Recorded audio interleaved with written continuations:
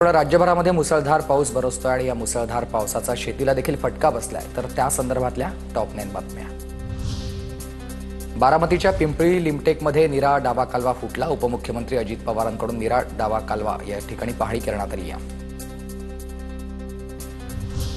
अतिवृष्टीमुळे राज्यभरात शेतीचं मोठ्या प्रमाणात नुकसान। अजित पवारांकडून तातडीनं पंचनामे करण्याचे राज्यातल्या जिल्हाधिकाऱ्यांना आदेश।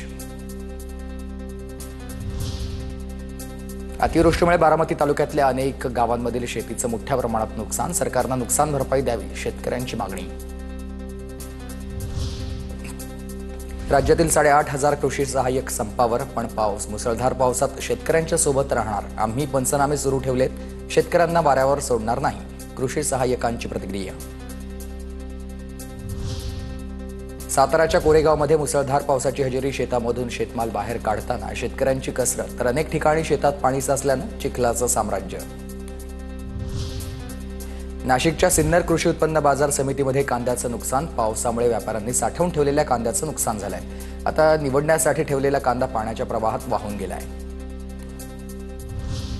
चंद्रपूरच्या सिंदेवाही तालुक्यात पावसामुळे शेती पिकांचं नुकसान। वादळी वाऱ्यामुळे उन्हाळी धान पिकं जमीनदोस्त। शेतकरी हवालदिल, पंचनामे करून नुकसान भरपाई द्या, शेतकऱ्यांची मागणी आहे।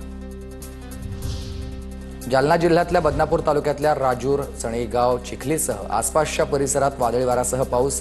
ज्ञानेश्वर घुगेंनी लाखो रुपये खर्च करून उभं केलेलं शेडनेट उद्ध्वस्त झालंय।